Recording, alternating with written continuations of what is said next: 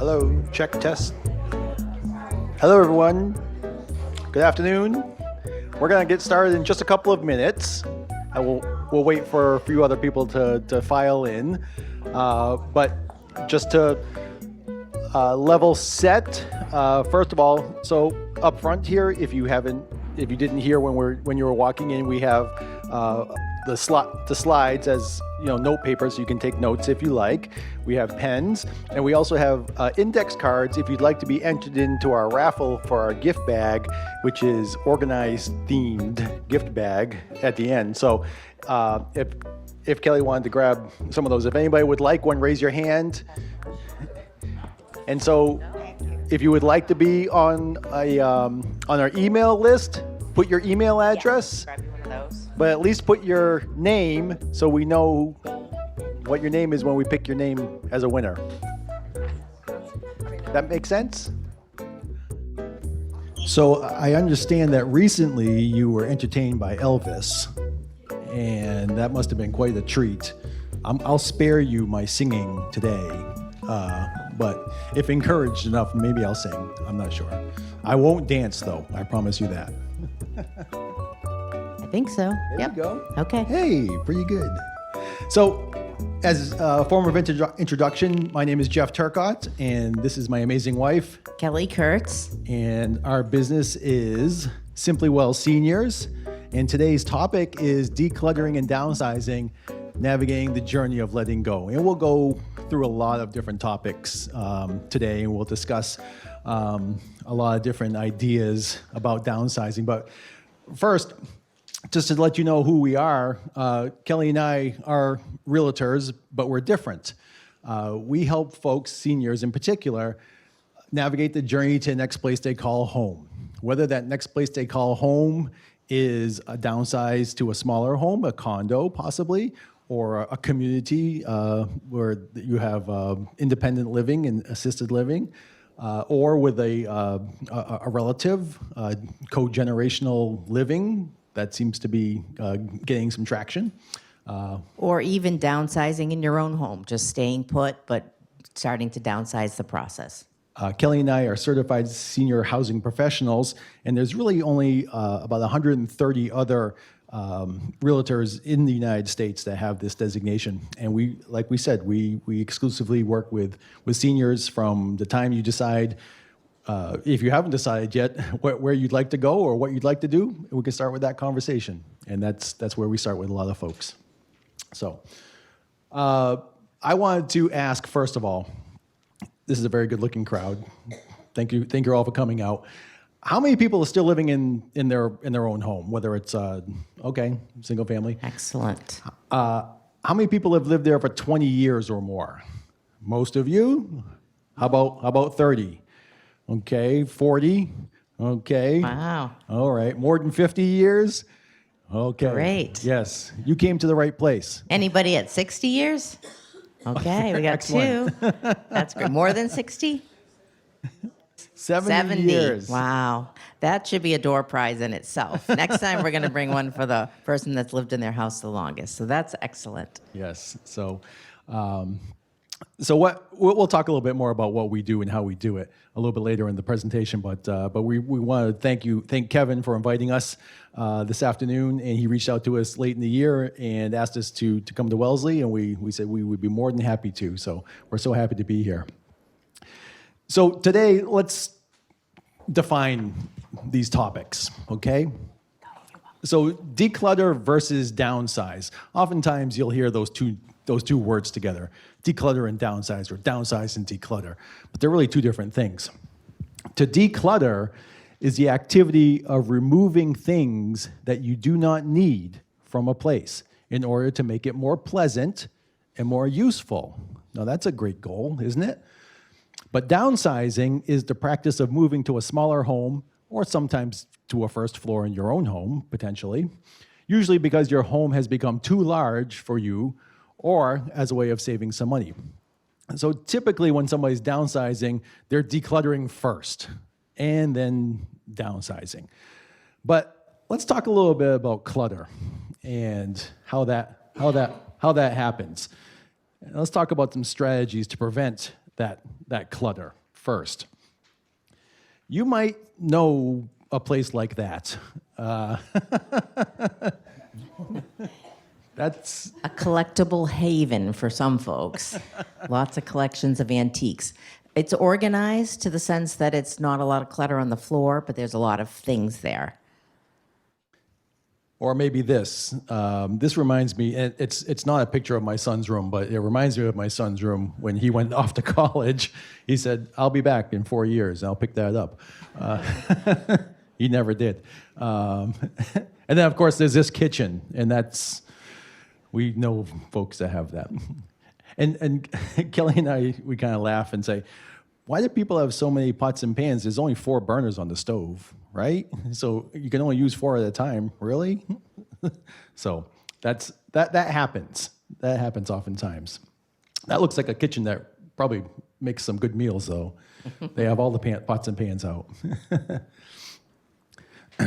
So if you can identify with any of that, so strategies to prevent how that happens, some of these strategies. Number 1 is kind of simple. Put things away and have a place to put those things when you're not using them any longer. So I use the example, I don't always wear this suit coat, but when I get home, you know it's going in the closet. If I leave it on the chair, it might get put someplace where I won't be able to find it next time. So because there's a place to put things away. Kelly, as a certified downsizing consultant and organizing coach, she is very good at keeping things where they need to go. So it's kind of a simple thing, but when you do that on a regular basis, then you don't have the clutter that goes along with it. And sometimes you just don't have the space because you have too many things. So it's hard to put things away if you don't really have the space to put it. So that's why clutter starts to build up. So thinking about getting rid of some of the things that you maybe don't need, freeing up space to keep the things that you do need so that they are able to be put in their place. So number 2, toss disposable food containers, boxes, packaging, mail advertisements, etc. There was recently, we sat with a family, and they had a beautiful dining room table, but we couldn't see it because it had mail on it from the last 6 months that they just hadn't gone through yet, and it was really hard to sit down and find a place to sit down because they hadn't gone through the mail. And boxes. This was probably not as much of a problem 15 years ago as it is today because of something called Amazon. And I think if I took a poll, probably half of us have an Amazon package waiting on our doorstep when we get home this afternoon. I know we do. But those boxes, don't let them pile up. Move them into a place where recycling and take care of them. So, number 3, this I'm guilty of this. This is my challenge. Complete projects in and around the house before moving on to the next one. So if you decide I'm going to tackle this project and you don't get to finish it, make sure you're not going to start the next project before you finish that one. Kelly and I have a kind of an unwritten rule.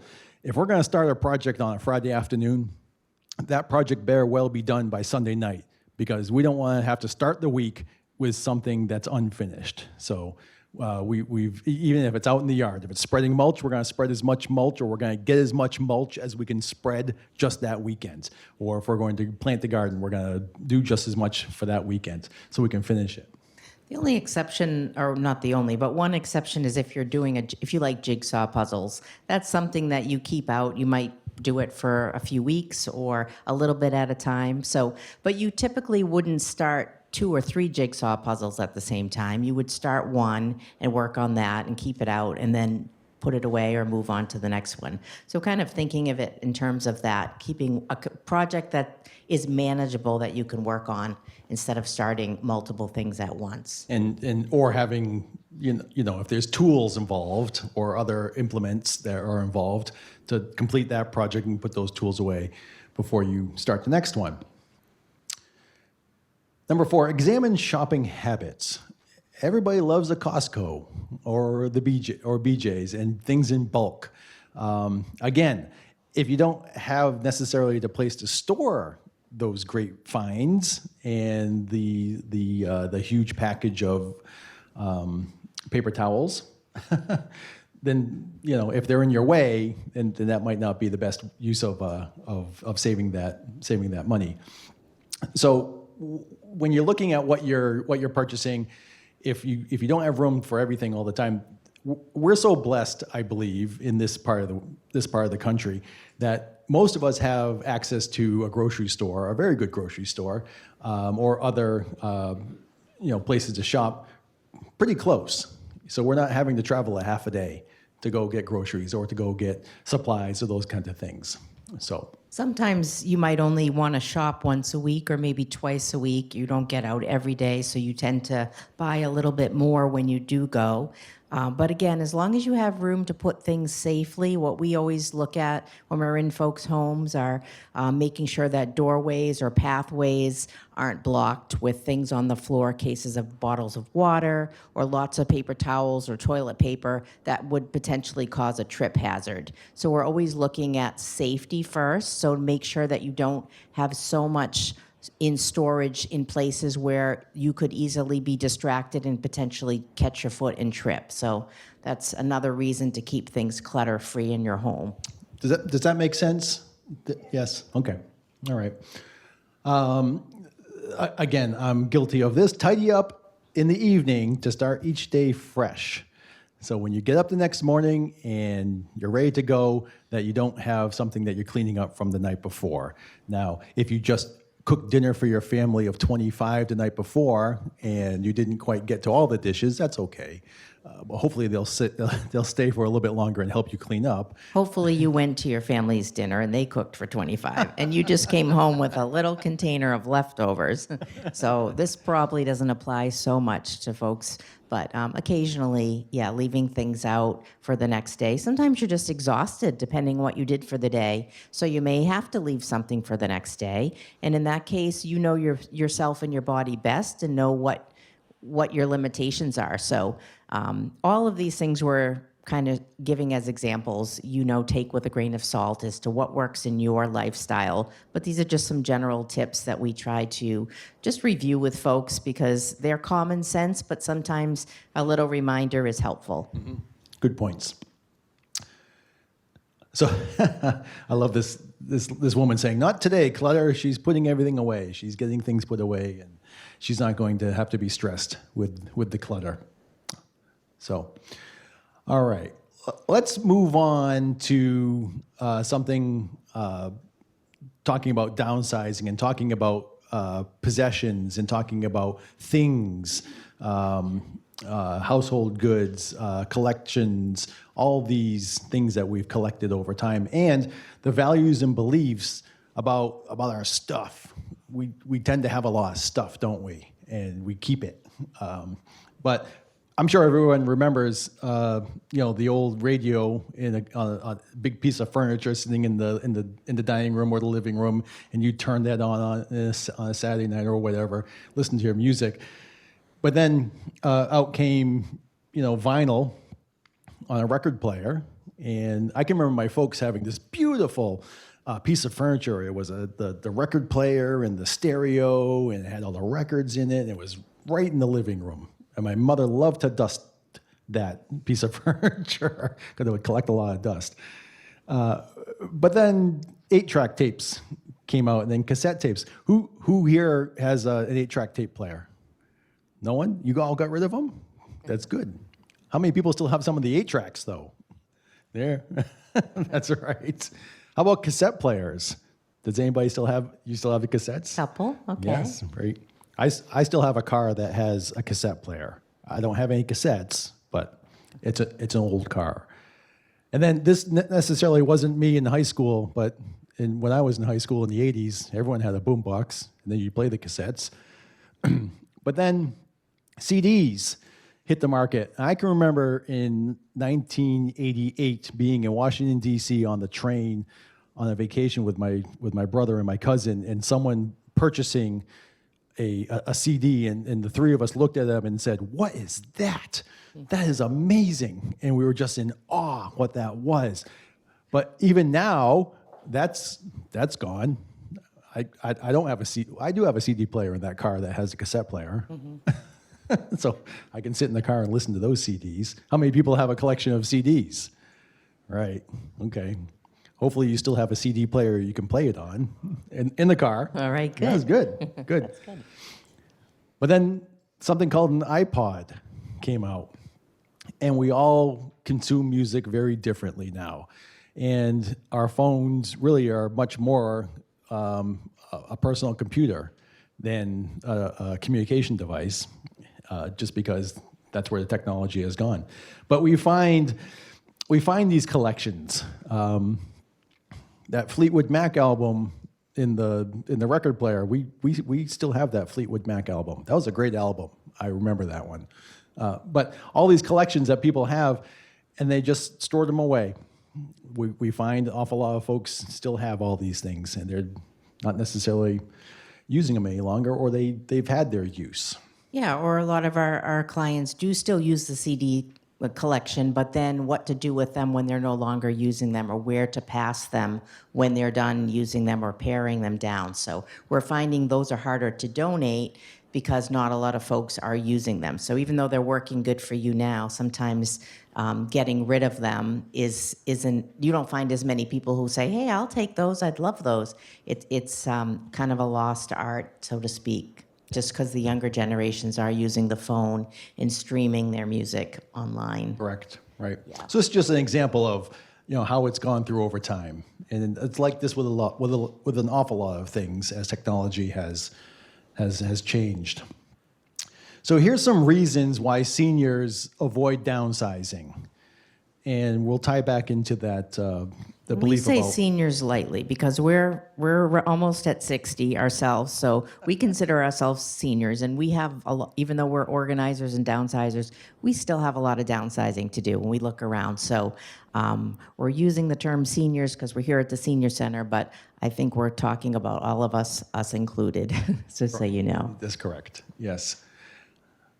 So first, the sentimentality around just in case. I'm going to hang on to that just in case. Holding on to things for possible future use can prevent people from letting it go, even when they know they don't need those items now. But how many of us feel that they just don't make things like they used to? So if you have something that was really good and you know you can't get it anymore, you're more likely to hang on to it because you just can't get the same item. So that's one of the reasons that we like to hang on to things, because things were made much better back then, and they want things to fall apart now, so you keep buying new stuff, which is too bad. That's right. So the just-in-case items, again, I'm guilty of that. Can I tell the story about the chain binder? Sure. Okay, all right. Does anybody know what a chain binder is? It's a device that if you're going to strap down a piece of equipment onto a trailer, like a bulldozer, and you take this chain binder and you bind the chain together so it tightens it up. I have no use for that, but I might someday, so I've kept it. And it's hanging on the garage wall on a nail, and I see it most every day. But the person that gave that to me was very special to me, and I probably needed it one time when he and I were working together and strapping something down. But I'm a little sentimental about the chain binder that I'll never use, and because I'm not strapping a bulldozer down to a trailer. So it's for sale if anyone would like it. Actually, it's free. If you want to come and get it, that's right. Guilt, and this is real. People feel guilty about giving away or selling items that hold some memories or were passed down to them by loved ones or given to them as a gift from loved ones. And we have a lot of folks who are helping downsize and move, and they want to take as much as they can, and there's certain pieces that they just say, I have to take it. My grandmother gave me this. My daughter gave me this. My granddaughter made this for me. And it makes the downsizing process really difficult because most of the things in our home, there's a story behind almost every item that we have held on to. And that's part of the process that we work with folks, is trying to share some of those stories and let some of that go. But one strategy that we have had pretty good success with using our phones again is to have people take a picture of the item that they really loved and then feel good about passing it on so that they can always go back and look at whatever it is that they had, but they don't feel like they physically have to keep every single piece. So sometimes that's a real challenge, helping our folks navigate what to let go. And these are real feelings and that people process through, having that memory and that sentimentality and to almost grieve over some of this as well as you're downsizing and take the time to do that. So we move into another reason why folks avoid downsizing. It's just darn overwhelming. You don't even know where to start. And I go back to that picture that looked like my son's room. Part of the reason why he never started was because he was overwhelmed. Where did he even start? There was one time when he was away at college, Kelly and I just got tired of looking at the room, and we cleaned it, and we put everything away, and everything was organized. And he came home, and he was really upset with us because he said, I was going to get to it. So he felt like we took that away from him, that he was going to get to it. And he couldn't find where his jeans were because they were actually put in the drawer. Yeah, that's why he was mad. It wasn't that he was going to get to it, but he couldn't find his stuff because to him, it was in whatever pile it was in. And once it was put away, it was foreign to him. So that's one of the things as a downsizing and organizing coach that I work with folks is what my system might be for organizing might not be what your system is. So we do a lot of talking and figuring out where you like to put things, how you think, how you organize things yourself so that everybody's organizing is a little bit different. And that's what's really also a really important part of the process so that when we're done organizing, it works for you, not necessarily what worked for me. Good points, absolutely. Another reason could be health or mobility issues. Kelly and I aren't as spry as we were 20 years ago. I thought you were going to say 20 minutes ago. Sometimes. 20 minutes ago, correct. Physical limitations or health concerns may make downsizing seem even more overwhelming or unmanageable without help. And so then we get into the topic of asking for help. Some people don't ask for help very well often, but people that have these mobility issues or health issues, there is help. There's help out there. Sometimes if your family member's coming to visit, you want to just visit. You don't want to ask them every time they come to help you pack up a bag or bring bags to donation or things like that. But we've also had folks who have tried to pack boxes. Bless you. Bless you again.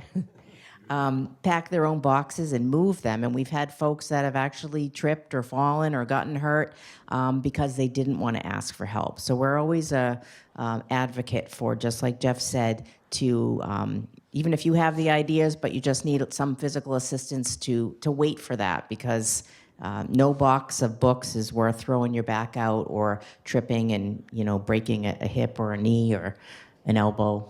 Oh, you have to know your limitations. There's no one's getting a gold medal for lifting a 50-pound box of books, not from us anyway. Another reason people avoid this is they have the mindset that it can wait. I'll get to that. It can wait. I'm going to enjoy my life and play pickleball and go on some trips, that kind of thing. Which is good. It's good. It's Absolutely. excellent. Some people believe that there's no immediate need to downsize, leading to continuous postponement until circumstances force their decision. So when you have the time and when you get in front of it, then you have choices that you can make. If it gets to a point where choices are then taken away because now an event happened or a circumstance happened or there was an injury or something, then your choices get limited. And that's not only in this scenario, but in life as well. If you had planned and made a decision, you might have made a different decision, but now there's the fire drill, potentially. So we can all relate to that. Yeah, we see folks sometimes who say they're planning a special trip, and they say, "Oh, we're going to do this trip in five years from now." But we always encourage people to do things now and when you feel like it, because we're none of us are promised tomorrow. And if you want to go somewhere and you've planned for it and you feel good, you should try to embrace it and do it while you can, because maybe you'll go again in 5 years after that, but at least you'll take advantage of the day that you have in front of you. So we always try to encourage folks to live their best life every day and do what you can without overextending, but also not to wait for that perfect day when everything lines up and all of a sudden you're going to feel like you're going to clean and declutter your whole house in a weekend, which probably won't happen. No, probably not. Okay, so this makes sense to everyone?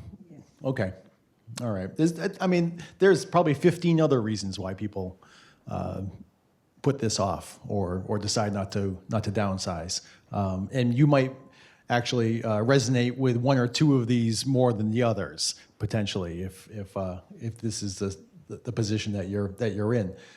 It might not seem overwhelming to someone, but they just feel guilty about giving things away. So that might resonate for other people. So let's talk a little bit about how all this happens. It didn't just happen. All these things in your house didn't just get there yesterday. There's a little bit of a pattern to this.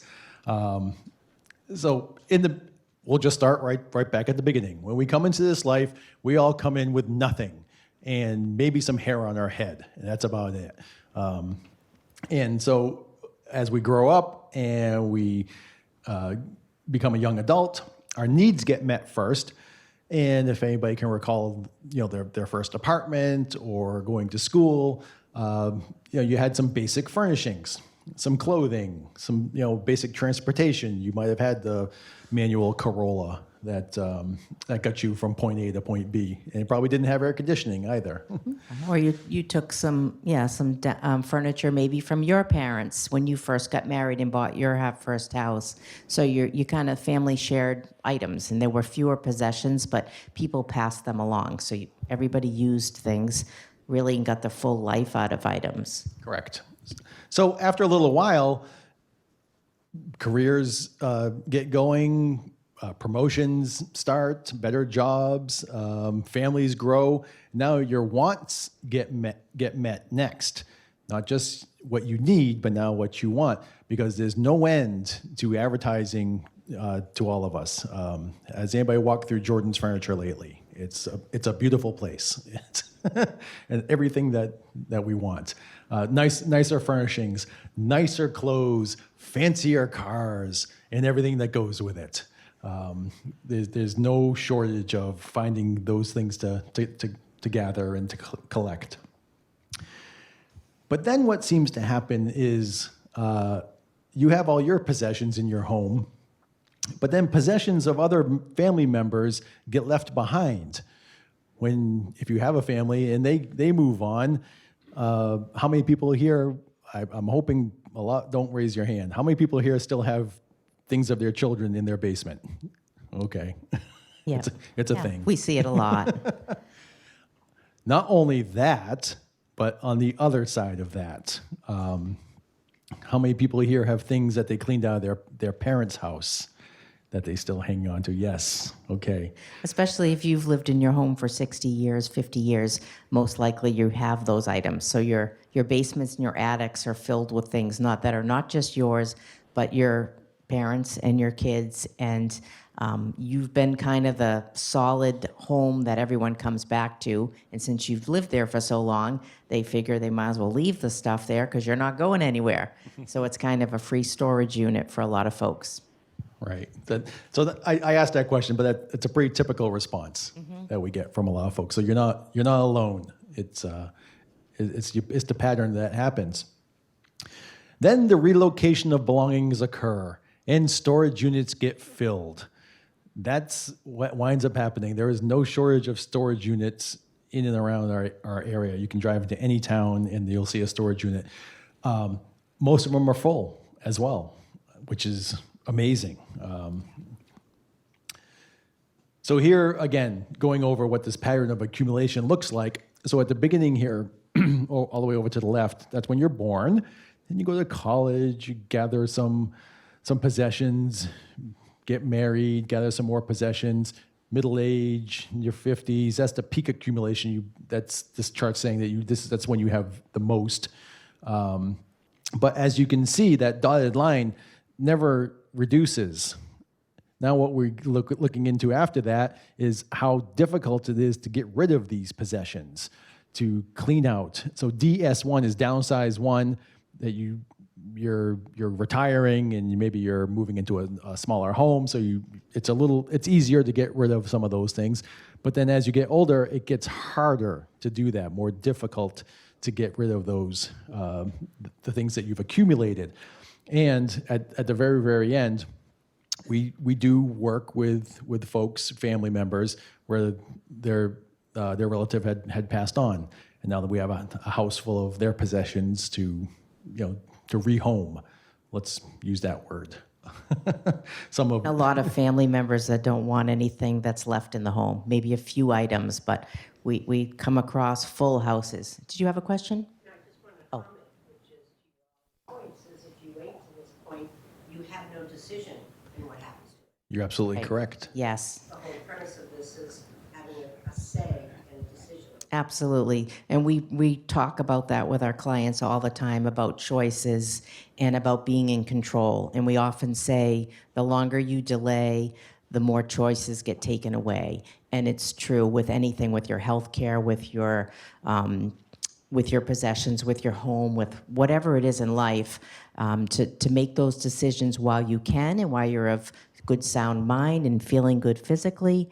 Those are the times to make those decisions and have those conversations with your family versus waiting until an event or an incident happens. I just have to say, the others have it, and then you find out that when they say, I don't want it, Correct. Right. Yes. then it's like to let it go is a little easier because Right. you're not hoping. Yes. Right. And sometimes asking sooner than later, we promote that too, to say, hey, I'm thinking about leaving or giving you this dining room set or this curio cabinet. And you can tell almost within the first few seconds if they really want it or they don't. And if they say, okay, yeah, I'm not going to take it today, but you know that it's not exciting, I want to take it.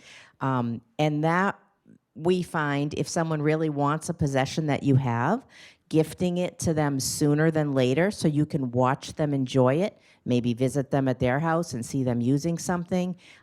It gives you joy and it gives them joy, and then you know it's gone to the person you'd like it to go to. But if they tell you right out that they don't want it, or you can tell that they don't want to hurt your feelings but they really don't want it, oftentimes we also say it's okay to give them permission to say that they don't want it. And to know that you don't feel, you're not going to be mad at them, you're not going to be, you might be disappointed, but that you're giving them permission to say no. And then they'll be honest with you. And then okay, we have to do something else with it. And then we figure out another plan. Mm-hmm. Yeah, those are good points. You bring up really, really good points that if you're hanging on to things thinking that this is going to go to my children or your grandchildren, and we'll talk about kind of the generation now, how they're the fewer and fewer children between the age of 20 and 30 are even purchasing homes.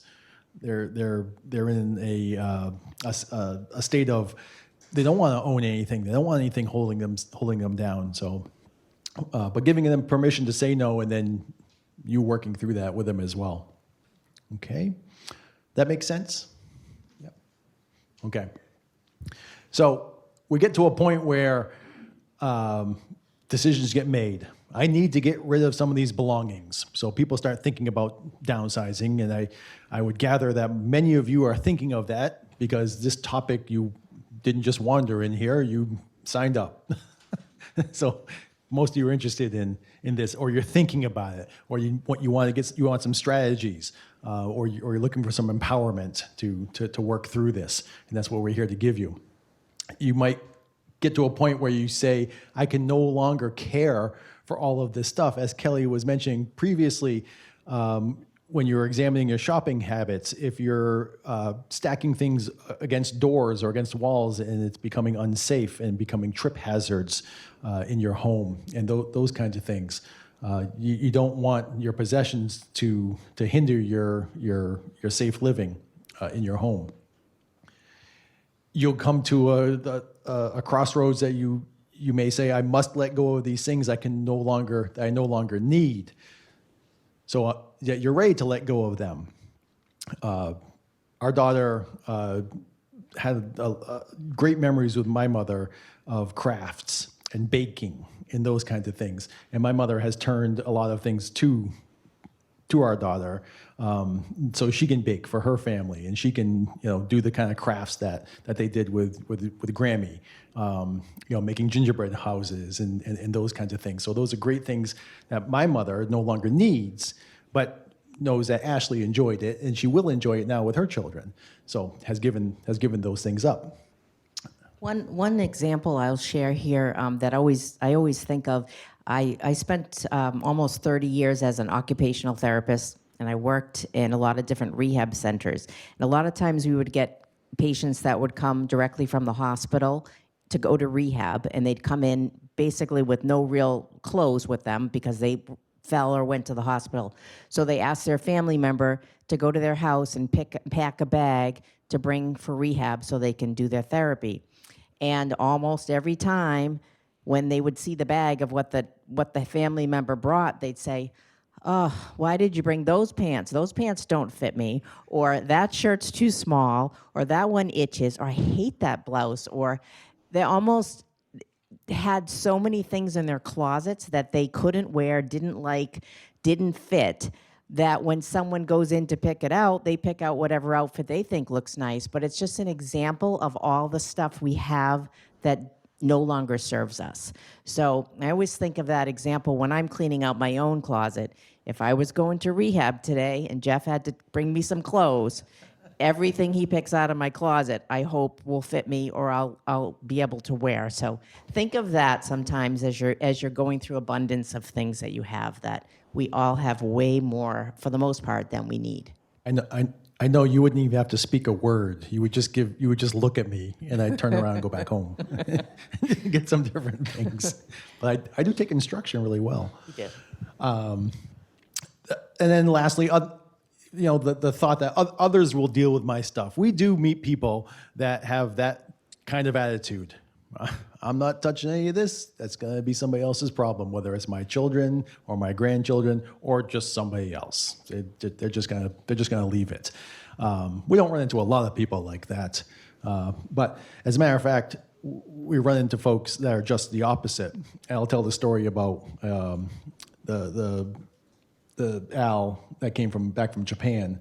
That his mother and father lived in their house for 45 years. The two boys grew up in the house. The younger one had gone off to Japan and lived in Japan for about 30 years. And the other son had made a life in California. And their mom had passed away, and their father had gone into a community because the house just wasn't serving him anymore.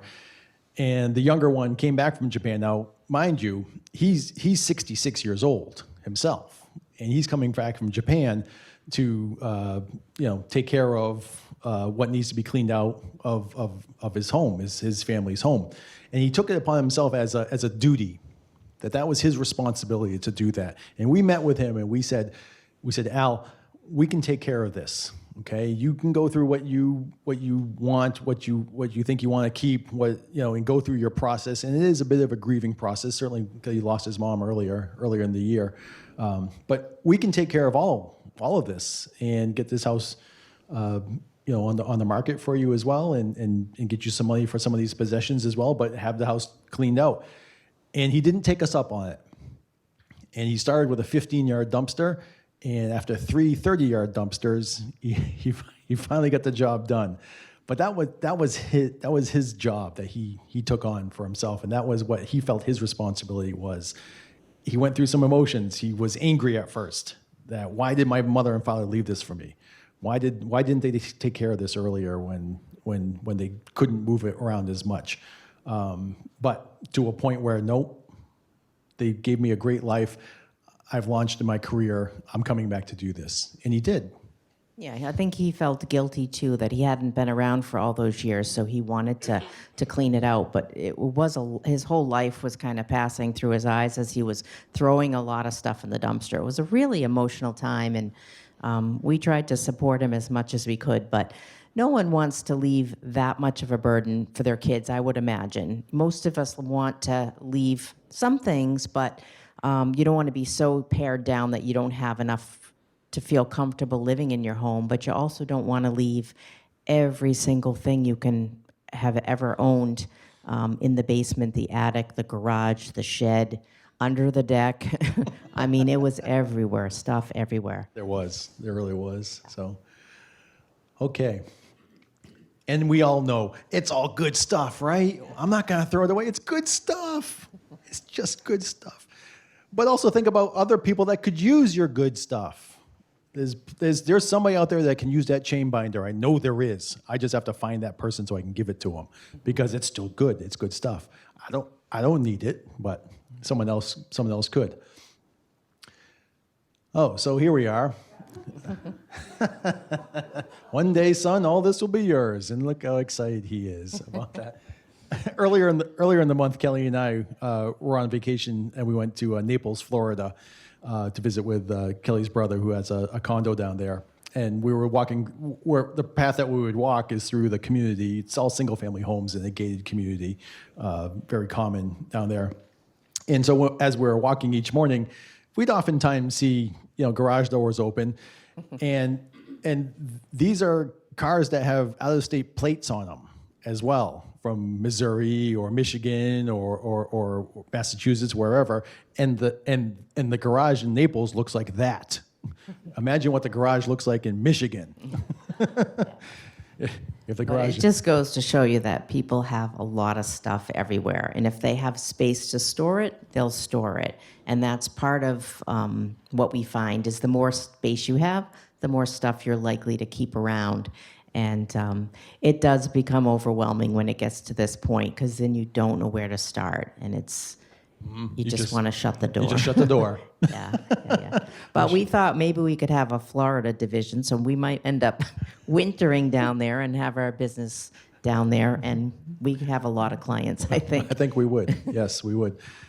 So back to the self-storage, because that's part of the pattern of accumulation, and things get relocated to self-storage. And this is, last year in 2024, 1 in 5 American adults rent self-storage units. 1 in 5. Now here's the amazing part. Millennials, that's a generation below us, the 30s and 40s. Millennials make up 25% of all self-storage rentals. Only 25%. That means our generation and the generation older than us, they're the ones renting these self-storage units, not the millennials. They're not storing their things. They don't. They travel light. They don't have a lot of things holding them down.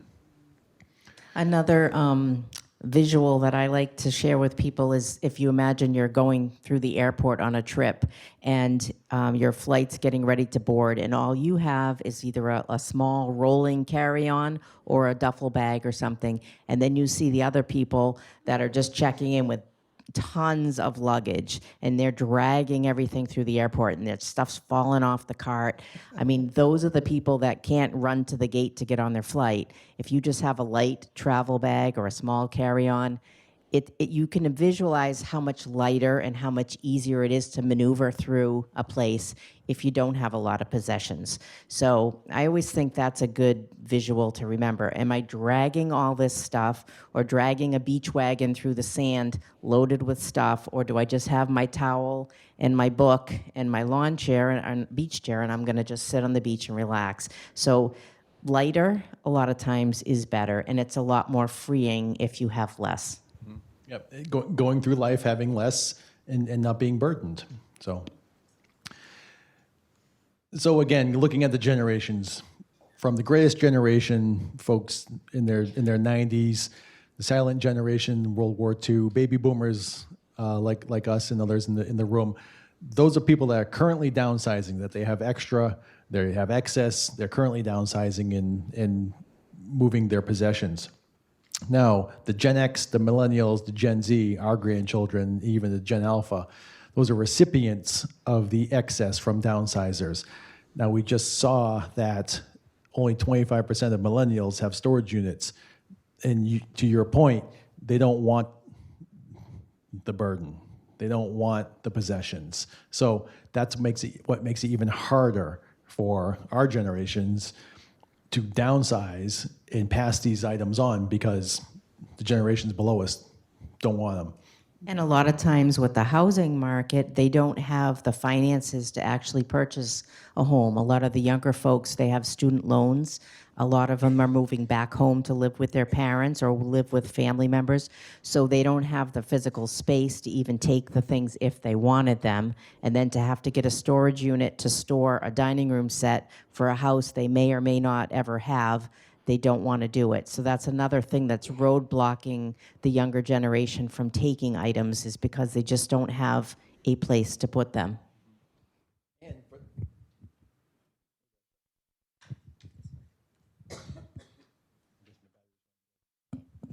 Nope, I think I got it back. Okay, sorry about that.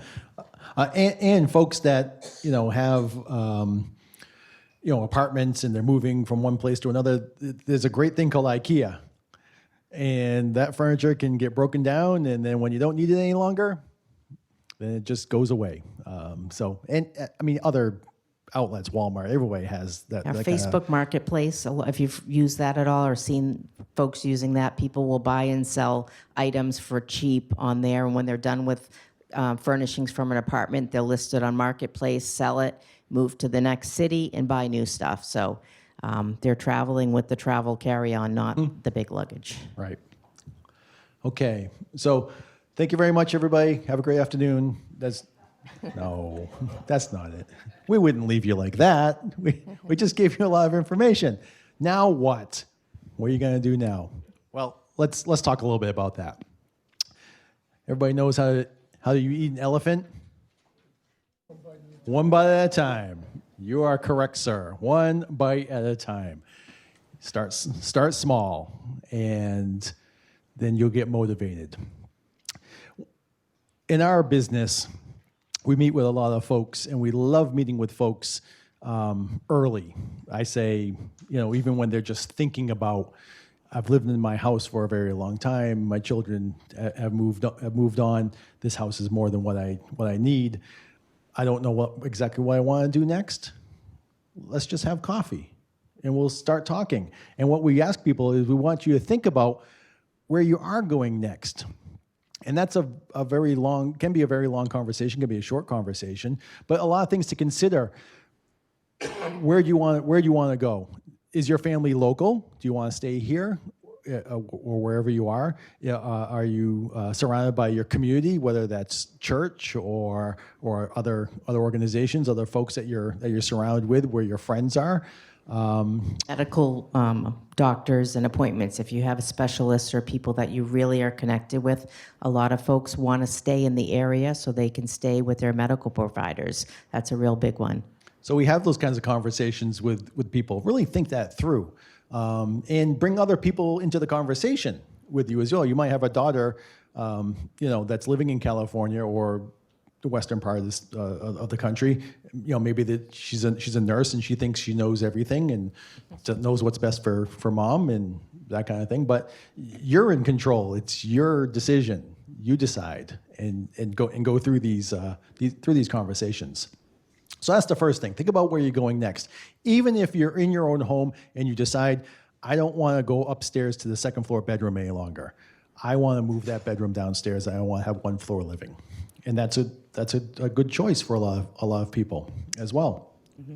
And how you would go about prepping your home to make sure it can accommodate you through the end of your life or through the next phase of your life. So again, starting with some of those, what would I need to do to make my home truly accessible? Starting with those things now while you're feeling good and healthy and you don't need those adaptations possibly, but it's always easier to get those things done when you're feeling good and you don't need them than when you have a fire drill if something happens and now you're in rehab and they won't let you go home because you can't access your bathroom or your bedroom. So it's always better to plan ahead. Again, the longer you delay, the more choices will get taken away. So here's some other strategies that you can employ. Gifting items to family, friends, and organizations. As I mentioned, my mother gifting items to our daughter, and getting joy with that, and seeing them being used and enjoyed as well. Some areas to begin with, like we said, eating that elephant one bite at a time. The kitchen's a great place to start. How many sets of measuring cups do you need? I don't know, maybe one, maybe two. We're guilty of it. We have two. In your clothes closets, as Kelly had mentioned, a great strategy that organizers use with clothes closets. If you have hanging clothes in your closet, when you use an item and then you put it back, turn the hanger the other way. And then at the end of a year, look and see how many hangers got turned the other way. And then if most of it's turned the same way, that you probably didn't need those any longer because you didn't wear them in the past year. And most of us really live out of our laundry basket, so to speak. So you wash and wear the same outfits, the same clothes. And actually, it can be a lot easier to dress if you kind of have a uniform, so to speak. You know, you wear black pants or brown pants or blue. You pick a couple colors and you have similar items, maybe a few different tops to mix it up, but not having so many clothes that you just don't even know where to start sometimes. So especially when we think about things that we have are things that some other people are dreaming about having someday. So the possessions you have and the excess, there's a lot of people that don't have a fraction of the things that we're blessed to have. So sometimes being able to pass them along is a really good feeling, and it helps other folks. And we'll go over some of that as well. And then, bathrooms. How many products do we need in the bathroom? That's always a great place to start. But more help might be needed in the attic, in the basement, in the garage. That's where sometimes we call the basement the abyss. It goes into the basement and it never gets seen again. Or the shed. Outside sheds can have a lot of stuff in them too. And the trouble in New England with basements is that they can get musty. And then so whatever you've kept down there, if it's been there for a number of years, might not be in the same shape that you put it in when you're hoping to save it. Attics the same way. There's a thing called mice. And if you have one mouse, you probably have more than one mouse. We see so much of that as well. People have their collections in the attic, and the mice got at it. Or in the garage, above the rafters in the garage. That's a great place to keep things. But you might need help. Don't try and tackle that on your own. And then sort items really into three categories: things you're going to keep, things you're going to donate or recycle or repurpose potentially, and then things you're going to discard, things that are just going to just be taken away. We're the community that we live in, we have a great service. The city actually picks up our trash, so we don't have to bring trash anywhere, and it's a great thing. You put it in a barrel and you put it out to the street and it's gone. That's fantastic. And then this woman, she's just enjoying life. She's just so zen. She is so relaxed. She just kept that one plant, and everything else is gone. So the next portion that we're going to go through, and so we're probably here for about another 15 minutes or so, and then we'll take questions afterward as well. Is that a little pet peeve of Kelly and I is that a lot of folks have a lot of really good advice for people, don't they? Well, you should do that. Why don't you get to it, And we're more about results than just advice. So what do you do with these things? What do you do with these possessions? Where do they go? Who takes them? And we did a little bit of research, and we're going to share some of that information with you now. So where does it all go? Let's start with the clothing, okay? Consignment is a great option. High-end clothing on hangers, things that are in style or in season, lightly used or new, typically name brands. The consignment shops will take this. Elon Fine Consignment here in Wellesley, second time around here in town. Shoppers Corner, which actually supports the Schofield PTO. And then over in Sherborne, the Good is New shop. These are all consignment shops that will take good items and get you some money for them as well. Lots of ladies, especially, have a lot of nice Talbot's items or brand name, designer names, closets or blazers, things in your closet, blazers, coats, scarves, things like that. And those are all things that consignment stores love. So it's a good way to pare down, pass them on, and make a little bit of money while you're doing that, if they're the nicer items. And as we mentioned when we were in Naples, we did do a little thrifting in Naples, and there were some great shops. Yeah, there's some good consignment stores down there, and things look like they've never been worn. How many ladies have things in the closet that you've probably never worn? Price tag still, right? You have a few of those. We all do. We think it's a good idea, or you get home and you say, "Oh, I have something exactly like that," and then you don't bring it back because it was on sale, and maybe you'll need another one, but then you still never wear it. So things with price tags tend to get more money at consignment as well. This is true. Although I don't know. I don't. Not many men's consignment stores we found, because I don't know if men. Would you say, do you keep your stuff longer, or you just don't think to donate it? Just moved a little bit ago. We kept a lot and donated a lot. Okay. All right. Yeah. So that's good if you can donate, but we don't find a lot of men donating their clothes. We see a lot of suit jackets and a lot of ties because those are things that people aren't wearing so much anymore. So if you need one of those, they are at consignment. Correct. Right. So if there's clothing that can't be consigned, then donations, clean, gently worn, usable clothes, shoes, accessories, those kinds of things.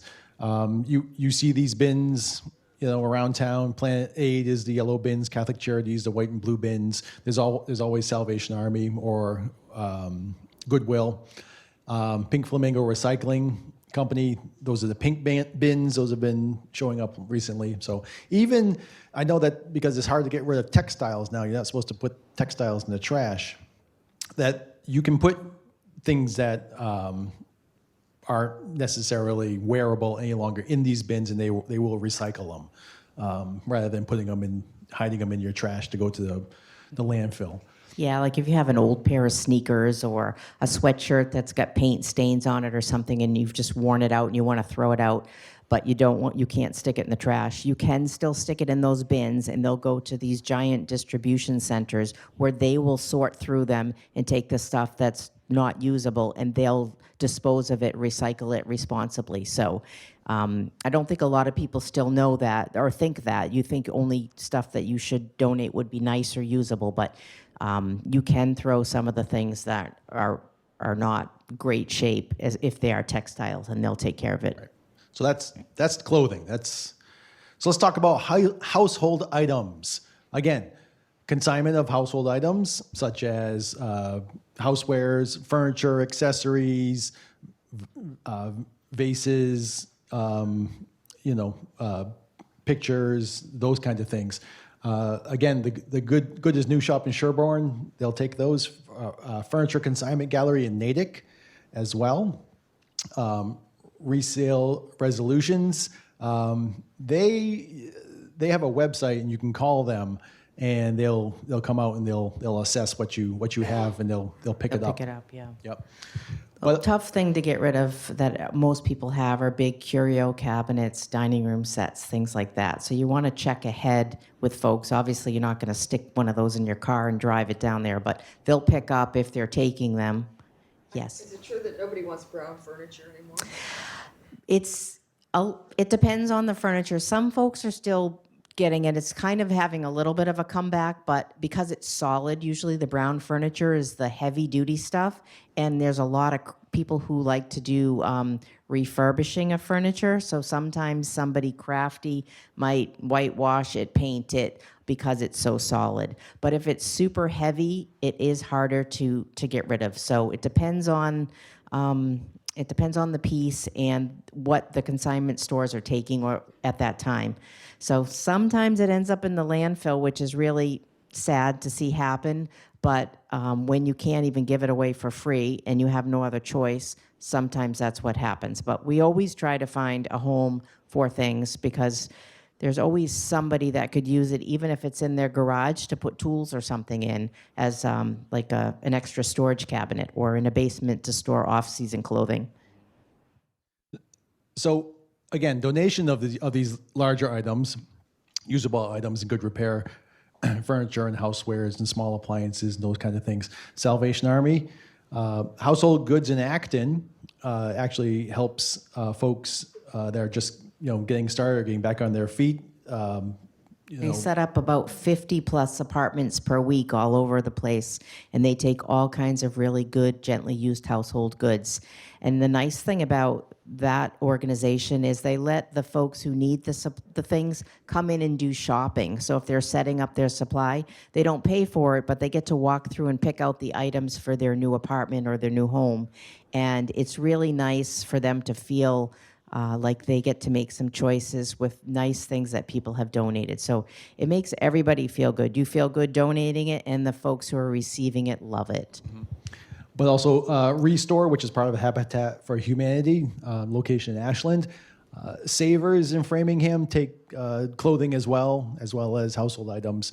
And RDF Reusable Area, actually, right here in Wellesley, recently, I think it might have been last year that they were featured on Chronicle. That it's a great Like a swap to go in and leave stuff, take stuff. Have you used it? Drop it off, or they pick it up? Household Goods in Acton does have a service that they will pick up. You do have to pay for it, but it's not top dollar, but they'll still come and they'll Come take it. away. Restore, same way. Again, depending on what the items are, how big of a truck they need, get on the schedule. The RDF, what is that the Wellesley dump area? Yes, Yeah. it's a Wellesley dump, so to speak. Yeah.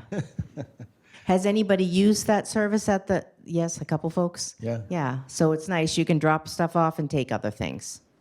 So they're reopening in April. April. Yep. Okay.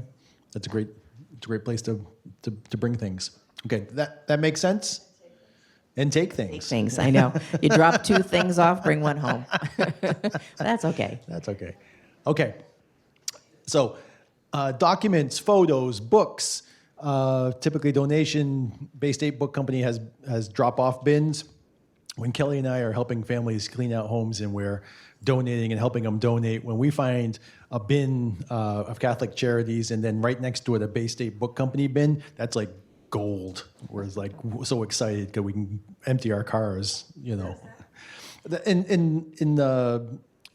in the same kind of areas that the other donation bins are. But there'll be specific boxes that say book drop, and they'll be around different parts of the community.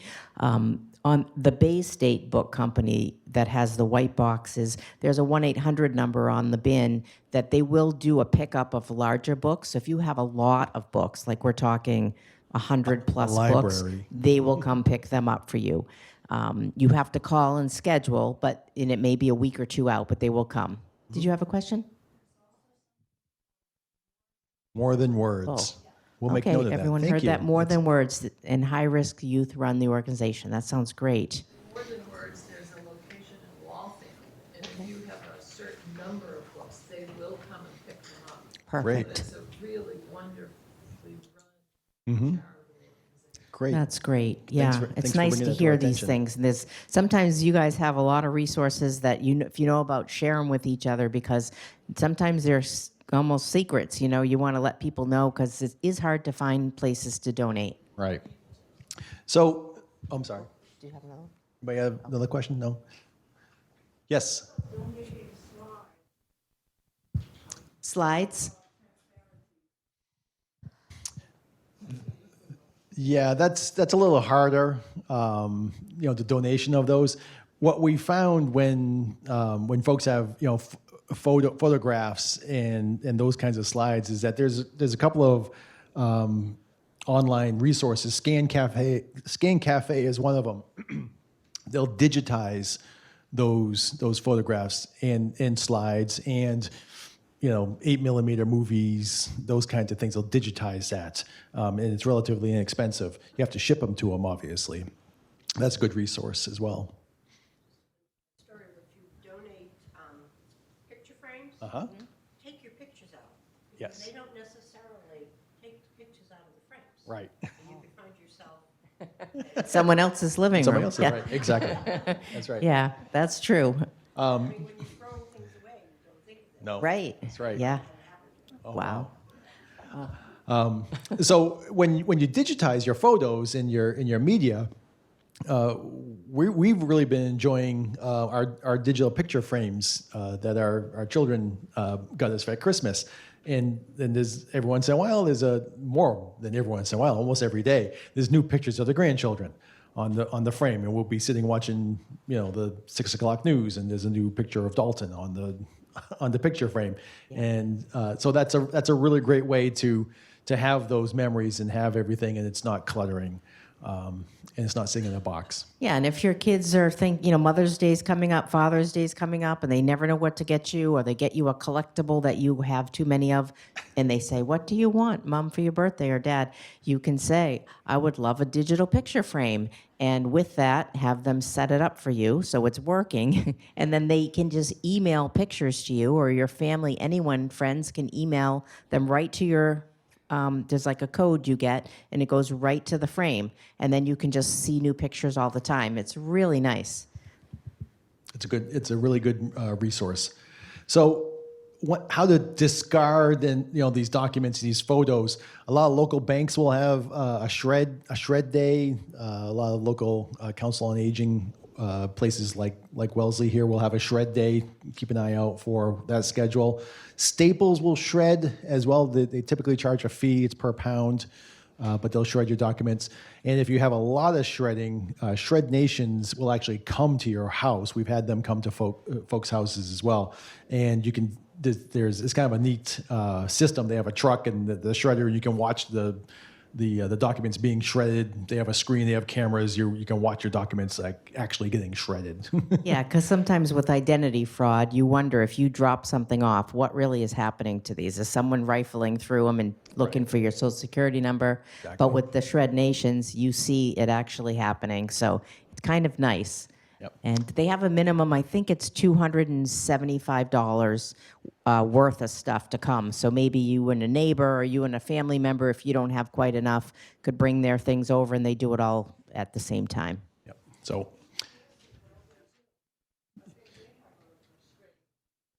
UPS as well. Yes. Okay. Yeah. It's usually by the pound. They do as well? Yep. Perfect. Very good. Excellent. So I see a lot of people taking notes as well. That's very good. So let's talk about electronics. TVs, microwaves, DVD players, VCR players, computers, cell phones. I had a neighbor. I'll just tell a quick story. I had a neighbor that he had a VCR player. It stopped working. And I said, and Tony was 92 years old. And I said, Tony, I can't fix it. I'm sorry. No, I think you can. I can't fix it, Tony. It's just not going to work anymore. So I had to go to the Salvation Army and find him one, so he could continue to watch his VCR tapes. But cell phones, air conditioners, those kinds of things, local municipality recycling events. Our RDF has certain days that they'll take those things as well. Staples, they may charge a fee. Best Buy for televisions, they may charge a fee as well. Tech Cycle Solutions and Waltham, they also partner with other organizations like the Boy Scouts to have those kinds of days where you can bring your recycling, your electronics. Local high schools will have a recycling day oftentimes, so check your city website, that kind of thing. And then there's always for hire junk and trash removals. There's a number of companies, local companies, and it doesn't have to all be 1-800-CALL-JUNK. There are a lot of local companies that you can hire, and they'll take away they'll bring the truck with the dumpster on it and charge you for only as much as you put in the dumpster. Things like mattresses, electronics, there could be an extra charge for that. But the great thing about that, it's true. You point and they take it away. That's fantastic. And And they load it for you.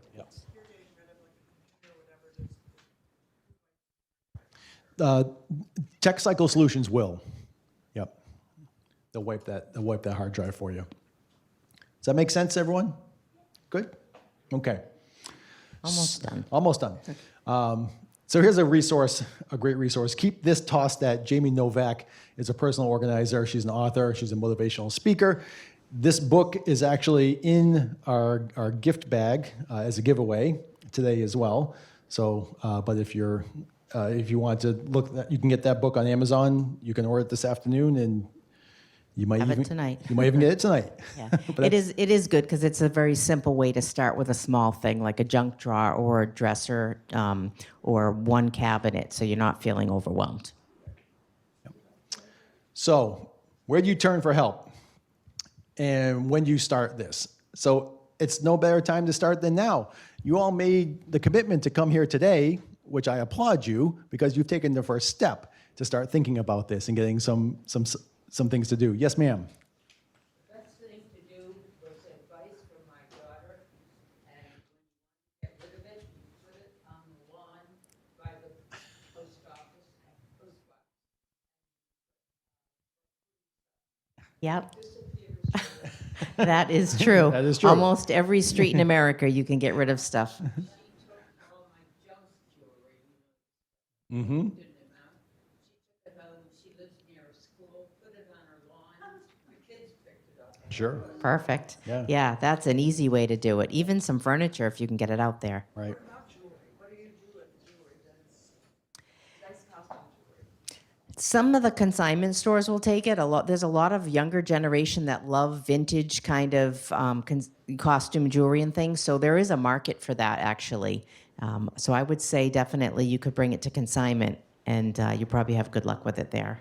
We're not big fans of Facebook Marketplace and Craigslist and eBay and those kinds of things. There's an awful lot of junk that goes around, and when you're putting your email out there and people contacting you, and then they say, no, will you take $25 for it? I'll be there in an hour, and they never show up, and those kind of things. So, getting it, we're more about, and me in particular, is if I'm going to move something, I want to move it to its destination. I'm not going to move it 3 times. I'm not going to move it over here and then pick it up later and move it over here. I'm going to get it to where it goes. So that's, with eBay, I'm moving it, I'm packing it, I'm touching it. You have to ship it. It's all just of not, that. it's not very For efficient. certain items it works, but I love the front lawn. We live on a busier road and we put stuff out, and we put a couch out from a client's home, a nice wicker, like it looked like it came out of a Florida house. And the house was closing and the new buyers didn't want it, and we had used it for staging because it worked good in the room that it was in. So we brought it to our house and stuck it on the front lawn, and it was gone and very quickly. And then we were out mowing the lawn in the backyard, and I looked over to the side, and our neighbors, 2 houses up, were sitting on it on their back patio. So I was like, oh my gosh, they took the couch. So you never know who wants your stuff, but it was really easy to get rid of it, and someone's using it, which is great. Go ahead. If you have old phones, like you've upgraded your phone, but you didn't trade them in, which is used to do? Yeah, the other tech solutions, they'll wipe it, that kind of thing. Best Buy, Geek Squad is really great. That they'll. I think third world countries, so to speak, they're still taking our old phones because they don't have any and they're using them. So you probably want to get it to a place like that where they will just take out the memory card and wipe it clean before it goes somewhere else. But Right, correct. So, like we said, there's no better time to start than now. Even if you're thinking about this, come up with a plan. But pace yourself. Start small. Then you'll gain momentum. You'll find once you have some things that are now gone, and then you'll get some accomplishment and give yourself credit for that. But ask for help. No one needs to be a hero. No one's getting a gold star for lifting that 50-pound box of books. So get some help, and give yourself grace. it's not going to happen all at once. It took years to get here, some 60 years to get to get here. So it's not going to happen all this weekend. And go through the process. We talked earlier about that some of this can be very emotional. That you go through the stages of guilt. You're overwhelmed. It might bring up some memories of sadness. It might bring up some memories of being happy. But go through those, feel those feelings because it's real, and then move forward. So that will give you motivation to just keep going. So that makes sense? No one's going to lift 50-pound boxes of books? No? Okay, you got to get some help. So quickly, a little bit more about us. Kelly and I, we've developed this proven process as realtors and certified senior housing professionals that we have really 3 divisions to our company. Simply Well, Simply Organize, which helps with downsizing, decluttering, organizing, removal of donations and recycling, and consignment. We help clients with that every day. We often, the folks at Salvation Army know Kelly by name. They see her car pulling up and they help her unload it. So she's very good at that. Simply Well Seniors, when there has to be other vendors coordinated, we help with estate liquidation, junk removal. If your home potentially needs interior or exterior repairs, we can help manage that. We act as project managers for the entire process. And then our other division, Simply Well Move Solutions, Kelly is a NASM certified senior move manager as well, and helps folks move into either independent living or assisted living, and can do floor planning, and so knows what furniture to bring and what will fit, and those kind of things. So it just doesn't get left up to your child or your grandchild or someone else. Yeah, we help pack and unpack, so we'd get you set up in your new place, and set up your home is similar to the one you're leaving to go to the new one. So we kind of make it all happen in a day, kind of like if anyone watches HGTV and you see the reveal of they leave and they come back and their house is all redone. That's kind of what we go for when we help people move. And there's a lot of planning behind the scenes, but it's a nice way to let you not feel stressed or have months worth of boxes to unpack when you get to your next location. It's all done in a day,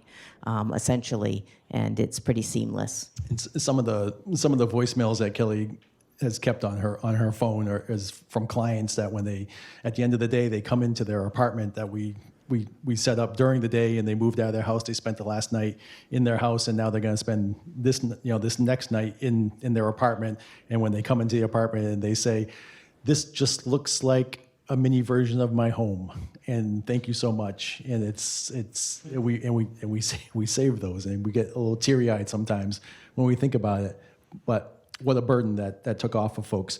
And then, of course, as I mentioned, we are real estate agents. We are realtors. And then so once someone is settled to where they are, where they're going, and we've gotten them there, and then the sale of the real estate has to happen, we coordinate with, if some staging is needed, we have staging inventory as well. Potentially there's some things in the home that hasn't been donated yet or isn't going someplace yet that we can use for staging. We coordinate interior cleaning, professional photography, public open houses. We coordinate all of our showings.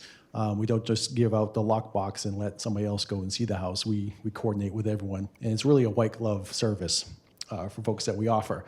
But the thing that is different is if you are moving, we always recommend moving first and getting you settled where you're going. And then we do sell the house soon after, where most realtors will get your house on the market and then they say, "Oh my gosh, it's selling, you have to get out, where are you going to go?" And it creates a whole bunch of panic for everybody, and everybody's in a rush to try to get the house cleaned out, get the kids there with the dumpster.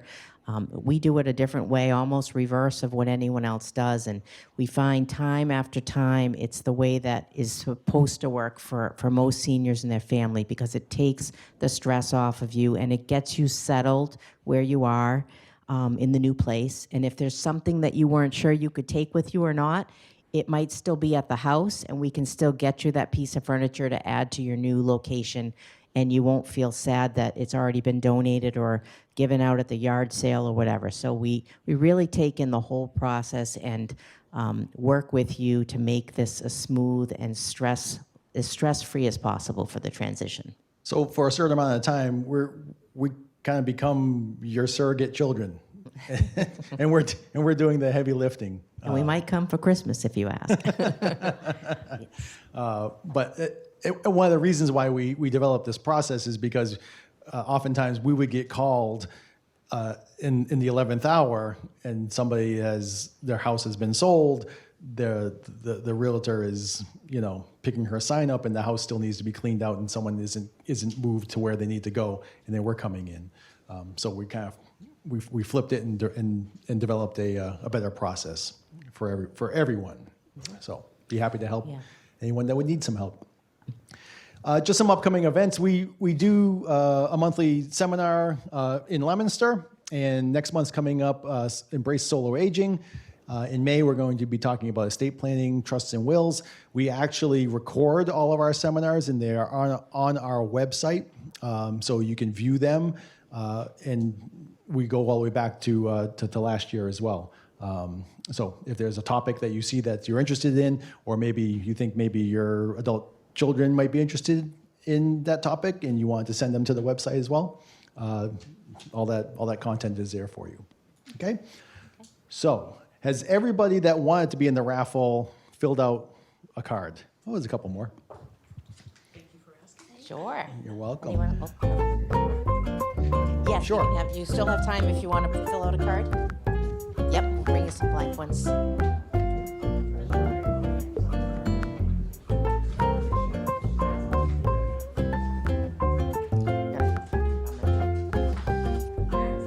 Sure. This Generation X or younger, they don't want China sets and No, not generally, which is really hard because we've had wedding sets in China that's been passed down. Some of the consignment stores will take them, but more around the holidays like Thanksgiving, Christmas. So you have to get it there by October or so for the holidays. That's big business. If you have real silver, you can definitely bring it to be melted down, and you can get a fair amount of money for it. There's lots of different jewelry shops that will have, or antique shops that will have signs in the window that says, we buy silver. So you want to go to a reputable place to make sure you get the best amount of money for yours. But that's what's happening to most of the silver. They want silver, or they'll buy utensil made of silver. In other words, is it just the value of silver, or is it increase the value because it's 10 knives, 10 spoons? It depends. If they want to buy it as a set, having the full set has good value for an antique shop or an auction. If you're gonna melt it down, it can be miscellaneous pieces, and it's just by weight. Yes. All right, we're gonna pick the raffle now. Okay, we have Jean McCann. Oh, right here. Okay. Excellent. Bag's a little heavy, but hopefully it won't rip. It's full of goodies. Thank you, everybody, for coming. If you have any other questions, feel free to call us, email us, or just come up and talk to us. Thank you.